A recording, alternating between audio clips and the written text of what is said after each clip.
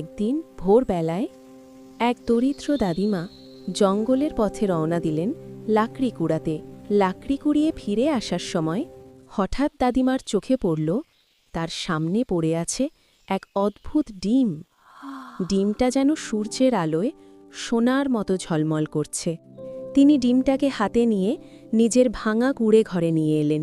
সারা দিন দাদিমা ডিমটাকে কোলে নিয়ে বসে থাকলেন। মনে মনে বললেন, যাই হোক, আমি তোমাকে আগলে রাখব। পরদিন ভোরে হঠাৎ ডিমের খোলস ফেটে গেল। তার ভেতর থেকে বেরিয়ে এলো এক অপূর্ব স্বর্ণের রাজহাঁস। দাদিমা বিস্ময়ে তাকিয়ে রইলেন।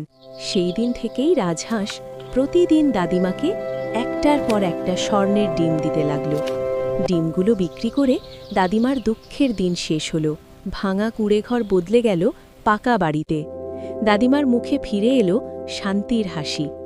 তিনি ভাবলেন, আল্লাহ আমাকে সত্যিই আশীর্বাদ করেছেন। কিন্তু সুখ বেশি দিন টিকল না। এক গভীর রাতে এক দুষ্টু লোক চুপিসারে দাদিমার স্বর্ণের রাজহাঁসটা চুরি করে নিয়ে গেল।